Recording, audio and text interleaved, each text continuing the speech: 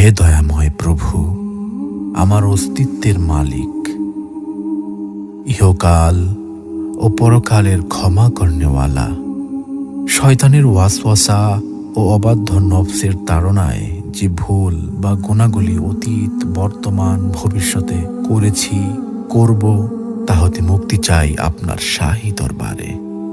আপনি সব পারেন। আপনি দিনকে রাতে পরিণত করতে পারেন, আপনি রাতকে দিনে পরিণত করতে পারেন।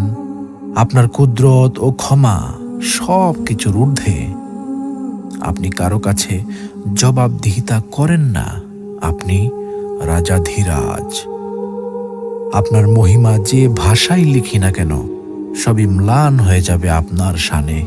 পাপের ভুবনে পাপে পূর্ণ আমি, শত সহস্রবার ভূপৃষ্ঠে কপাল ঠেকিয়ে আপনার নূরের চরণতলে ক্ষমা চাই। হে প্রভু দয়াময়, ক্ষমা করুন নিজ গুণে।